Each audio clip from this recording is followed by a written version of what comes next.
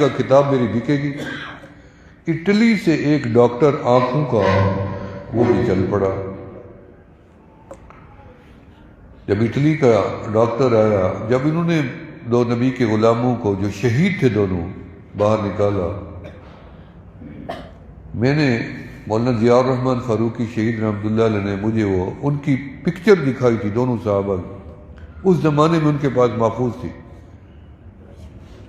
کسی اخبار میں چھپی تھی، مجھے انہوں نے خود دکھائی کہ دونوں صحابہ کی آنکھیں کھلی ہوئی تھیں اور ان کی آنکھوں میں اتنی چمک تھی کہ میں تصویر پہ بھی ان کی نظر میں نظر نہیں ملا سکا۔ میں اپنی بات کر رہا ہوں، پتہ نہیں کس عالم میں وہ شہید ہوئے کہ ان کی آنکھیں اتنی بڑی بڑی نکلی ہوئی تھیں، اور جیسے کوئی جھپٹتا ہے شکار کے اوپر اور اس کی آنکھوں میں لال سرخ ہوتی ہیں، اس طرح آنکھیں دونوں کی کھلی چمک رہی۔ تو ڈاکٹر آیا، اس نے کہا جی میں آنکھوں کا معائنہ کرنا چاہتا ہوں۔ تو اس نے معائنہ شروع کیا اور مڑ کے دیکھا کہ کوئی بندہ ہے جو مجھے کلمہ پڑھا ہے۔ انہوں نے کہا کیوں، کیا ہوا؟ اس نے کہا ان کی آنکھوں کی نظر آج بھی اسی طرح کام کر رہی ہے جب یہ شہید یا فوت ہوئے تھے اس دن، آج بھی اسی طرح یہ دیکھ رہی ہیں۔ اس نے کلمہ پڑھا، اور وہ ہندو کا بیٹا بھی جو یہاں سے کچھ معلومات لینے آیا تھا، اس نے بھی جب یہ منظر دیکھا تو اس نے بھی کلمہ پڑھا۔ پتہ نہیں کتنی لوگوں نے اور بھی کلمہ پڑھا ہوگا۔ قرآن کی برکات کہ باپ کو آگ نہیں لگی، بیٹے کو ایمان نصیب ہو گیا، قرآن کے ادب کی وجہ، قرآن کی احترام کی وجہ۔ مولانا دروف سکھروی مدد اللہ علیہ حافظ اللہ تعالی کو میری ایک ہی ملاقات ہوئی تھی مسجد نبی علیہ السلام میں ان سے، وہ بھی کافی ٹائم ہوا، غالباً ادھر کراچی میں ہی رہتے ہیں۔ ان کا ایک رسالہ میں نے پڑھا تھا، انہوں نے لکھا کہ سکھر کے اندر ایک ہندو کی بچی نے مسلمانوں کی بچیوں کے ساتھ مسجد میں جانا شروع کیا، تو ہندو کی بچی جو تھی مسلمانوں کی بچیوں سے پہلے قرآن پاک کا حافظہ بن گئی،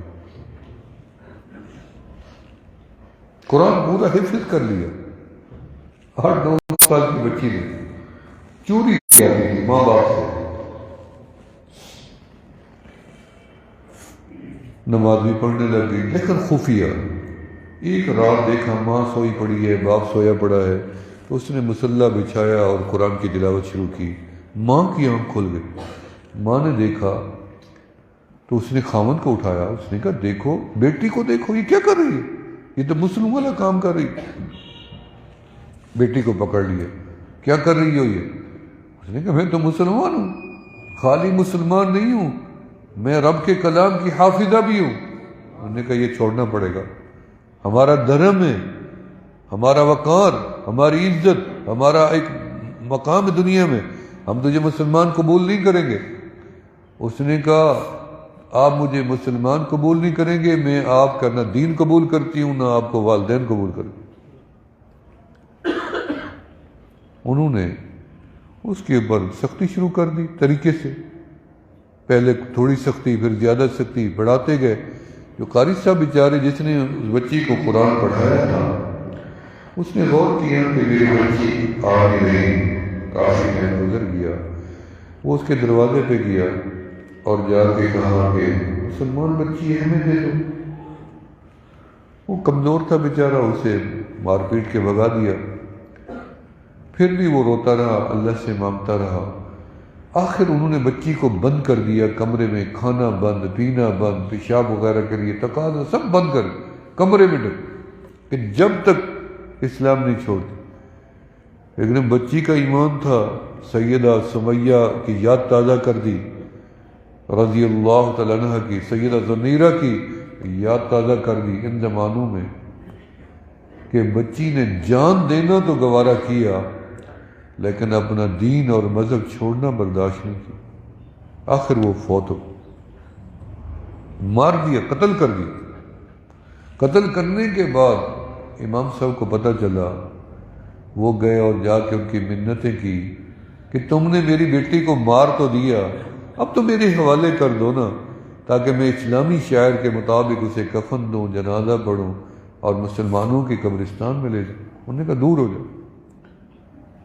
پھر انہوں نے لکڑیاں جمع کی اور اپنی رسم کے مطابق رکھا اور جلانے کے لیے سارے ہندو جمع تھے، اور امام صاحب جو قاری صاحب تھے وہ پیچھے ایک کونے میں بیٹھا بیچارہ رو رہا تھا، اللہ میں نے اس بچے کو قرآن پڑھایا، اللہ اس کے سینے میں 30 بارے ہیں، تیرا وعدہ ہے جس کے سینے میں ایمان ہو قرآن ہو اسے آگ نہیں جلاتی، یہ آگ جلا دے گی ان کو۔ بس بیچارہ بے بسی میں رو رہا تھا کہ پھر دنیا نے دیکھا کہ ان کا گھی بھی جل گیا، تیل بھی جل گیا، لکڑیاں بھی جل گئی، سب کچھ راکھ ہو گیا، لیکن اس بچی کا کفن بھی نہیں جلا۔ انہوں نے کہا مولوی کدھر ہے؟ انہوں نے کہا وہ اٹھا رہے۔ مولوی صاحب اس کو اٹھا جاؤ، مسلمانوں کے قبرستان میں لے جاؤ، یہ قرآن کی برکتیں ہیں۔ آپ قرآن کو معمولی کتاب سمجھتے ہیں، یہ معمولی کتاب نہیں ہے۔ روئے زمین پہ کسی کتاب کا حافظ نہیں ملتا، روئے زمین پہ مشرق سے لے کے مغرب تک اگر ملے گا تو قرآن کا حافظ ملے گا۔ اچھا ایک کتاب کو دوبارہ بندہ پڑھتا ہی نہیں ہے، دل ہی نہیں کرتا پڑھنے کا۔ اخبار آپ دیکھیں، ایک دن صبح 5 منٹ کے لیے لوگ پڑھ کے پھینک دیتے ہیں، گلیوں میں رلتے پھرتے۔ ڈائجسٹ، کہانیاں، سکول کی کتابیں ایک سال پڑھی اگلے سال گئی، نصاب بدل گئے۔ لیکن ہمارے یہ بچے یا ہم خود روزانہ نماز کے اندر پڑھتے ہیں الحمدللہ رب العالمین الرحمن الرحیم مالک یوم الدین ایاک نعبد و ایاک، روزانہ فاتحہ پڑھتے ہیں نا، کبھی دل بھرا؟ کبھی دل کیا کہ آج میں نہیں پڑھتا؟ نہیں۔ دنیا والوں کا امتحان کتابوں کا ایک دفعہ ہوتا ہے، بس اس کے بعد ختم، اگلی جماعت میں چلے گئے، امتحان کا مقصد وہ ختم کہ اس کو اگلی جماعت میں ڈال۔ لیکن یہ جو ہمارے حفاظ بچے ہیں ان کا ہر سال امتحان ہے کہ جب بھی رمضان آتا ہے ان کے امتحان شروع ہو جاتا ہے، پھر سے قرآن کی دہرائی کرتے ہیں، پھر تیاری کرتے ہیں، پھر نمازیوں کو محنت کر کے تم ان کا احسان نہیں اتار سکتے جو تمہیں قرآن سناتے ہیں رمضان میں۔ پتہ نہیں ان کو کتنی فکر ہوتی ہے کہ الفاظ کی ادائیگی میں غلطی نہ ہو جائے، بھول نہ ہو جائے۔ سارا دن بیچارے کتنی پھیرے سبق کو دے دے کے یاد کر کے پھر آ کے بیچارہ مصلی پہ ٹھہرتا ہے، اور آپ کو اچھی تلاوت کر کے قرآن رب کا کلام سنا کے تراویح کی نماز پڑھا کے جاتا ہے۔ جتنی بھی شکریہ ادا کرو، جتنی بھی خدمت کر دو نا، آپ لوگ ان حفاظ کا احسان نہیں اتار سکتے۔ اللہ تعالیٰ ہمیں قرآن سے وابستہ رکھے، قرآن کا ادب نصیب فرمائیں، قرآن کا احترام نصیب فرمائیں۔ قرآن کے حقوق ہیں ہر مسلمان پہ کہ 2 ختم قرآن کے 1 سال میں ہر انسان کرے، 2 مرتبہ قرآن، یہ حقوق ہے، زیادہ نہیں کر سکتے 2، روزانہ تلاوت کرو۔ بیچ میں سے لوگ وظائف کے لیے آیات ڈھونڈتے ہیں، ان کو میں کہتا ہوں بیچ میں کیوں ڈھونڈتے ہو؟ اب ترتیب سے روزانہ پڑھو، کوئی نہ کوئی تو وظیفہ روز آ ہی جاتا ہے قرآن میں، روز تمہیں قرآن کی برکات میں حاصل ہوتے رہیں گے۔ اس لیے میرے عزیزوں، میرے بھائیوں، میرے بزرگوں، میرے مشائخ، میرے مفتیان، میرے اساتذہ، میرے علماء، سب سے گزارش یہ ہے کہ آپ قرآن کے ساتھ جڑے رہیں۔ ہماری عزت، ہماری شان، ہماری وقار، ہماری کامیابی، ہماری سرخرائی، ہماری بھلائی یہاں بھی، قبر میں بھی، حشر میں بھی، اور رب کے ہاں بھی اسی قرآن سے وابستہ ہے۔ جنت کے اندر جائیں گے، تورات کی تلاوت نہیں ہونی، زبور کی نہیں ہونی، انجیل کی نہیں ہونی۔ جنت میں جب جلسہ ہوگا اللہ پاک آئیں گے، سلام قولا من رب الرحیم، اللہ تعالیٰ سلام فرمائیں گے، اور اس کے بعد کرسی لگے گی، ایک کرسی پہ رب ذوالجلال، ایک پہ آمنہ کے لال۔ اللہ فرمائیں گے مجلس کا آغاز کرو، کس چیز سے؟ میرے کلام سے، کلام اللہ سے۔ کون کرے؟ فرمایا میرے پیغمبر داؤد علیہ السلام کو بلایا جائے، جن کی بڑی آواز خوبصورت تھی، جب وہ اذکار پڑھتے تھے تو درخت بھی جھومتے تھے، پہاڑ بھی چل پڑتے تھے۔ تو داؤد علیہ السلام کون سی سورت کی تلاوت، قرآن کی تلاوت کر کے سارے اہل جنت کو سنائیں، میں بھی سنوں گا، آپ بھی انشاءاللہ۔ پھر اللہ پاک اپنے محبوب کی طرف اشارہ فرمائیں گے میرا محبوب آپ بھی اپنی امت کو قرآن اپنی زبان میں سنائیں۔ پھر ہم نبی علیہ السلام کی زبان سے سنیں گے، کون سی سورت پڑھیں گے آپ؟ سورہ رحمان کی تلاوت فرمائیں گے۔ پھر رب ذوالجلال فرمائیں گے کہ ہم بھی اپنی زبان آواز سے آپ کو اپنا کلام خود سناتے ہیں۔ آپ سے فرمایا کہ رب ذوالجلال سورہ یاسین کی تلاوت فرمائیں گے، یہ پھر مزہ ہوگا۔ یعنی یہ قرآن وہ ہے کہ یہاں مانوسیت رہے گی، پھر جنت میں بھی ایک بندے کی قبر سے قرآن کی تلاوت کی آواز آ رہی تھی، عجیب منظر تھا، قبر سے باہر آواز آنا۔ اب روزانہ سنتے ہیں قبر میں آگ لگی پڑی ہے، ہمارے ایک مرزائی مرا شوج آباد میں، آنکھوں کا بڑا ڈاکٹر تھا، تو جہاں بھی اس کی قبر کھودتے وہاں سے آگ نکل آتی، جہاں کھودتے آگ نکل آتی، 7 جگہ کھودی گئی، نہیں دفن کر سکے۔ آخر اس کے بیٹے نے کلمہ پڑھا فوراً، آج بھی مسلمان ہے، اور اپنے باپ کو اوپر زمین کے اوپر رکھ کے اوپر مٹی ڈال۔ یہ کبھی کبھی اللہ عبرت کے لیے چیزیں دکھاتا۔ رائیونڈ کے ساتھ ایک گاؤں ہے، وہاں ایک مسجد کے اندر ایک خاتون کی قبر تھی، اس سے آگ نکلنے لگا، مسجد کے اندر صحن میں جوتیوں کے ساتھ۔ اس بی بی نے وہ جگہ دی مسجد کے لیے، ان کی قبر اندر بنا دی، اسی سے آگ نکل گئی۔ ڈر کے لوگ وہاں علماء کے پاس چلے گئے کہ یہ کیا ہو رہا ہے، قبر سے آگ دھواں نکل رہا ہے۔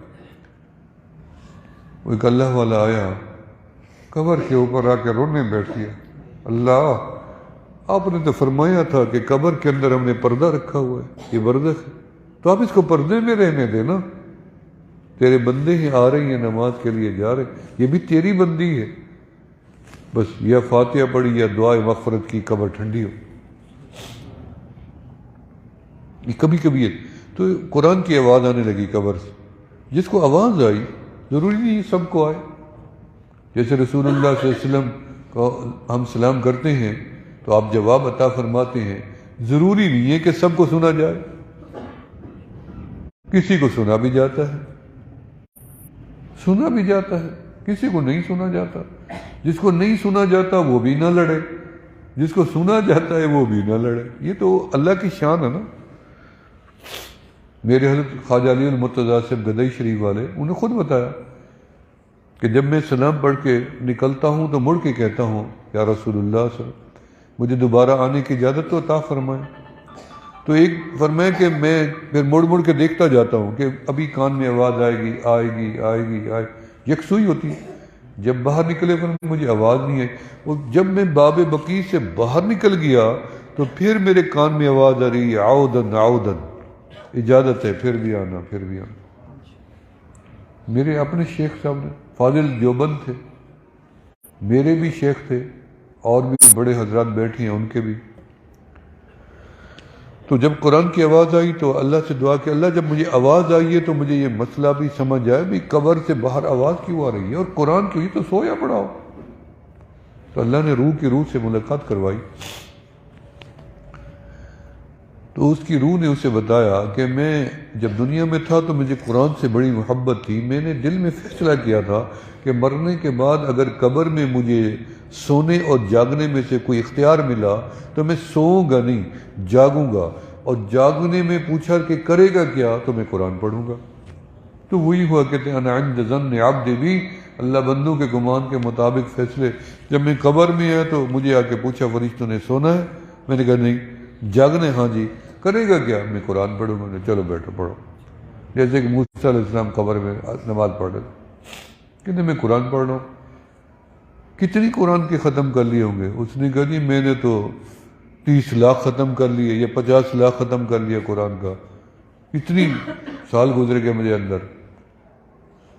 تو اس بندے کی زبان سے نکلا سبحان اللہ۔ جب سبحان اللہ کہا تو جو اندر پڑا قبر میں قرآن پڑھ رہا تھا، اس نے کہا جو تو نے سبحان اللہ باہر کہا ہے نا زندگی کی حالت میں، دنیا میں، یہ مجھے دے دے۔ اور جو میں نے ادھر 30 لاکھ ختم کیا ہے قرآن کا، یہ تم لے جاؤ۔ یعنی زندہ آدمی ایک دفعہ سبحان اللہ کہے، اس کا ثواب کہیں دنیا میں اس کا مقابلہ کر ہی نہیں سکتا اگلے جانا۔ اس لیے قرآن کے ساتھ محبت کریں، قرآن کے ساتھ تعلق جوڑیں۔ اللہ تعالی ہمیں قرآن والی زندگی عطا فرمائے۔ وآخر دعوانا الحمد للہ رب العالمین۔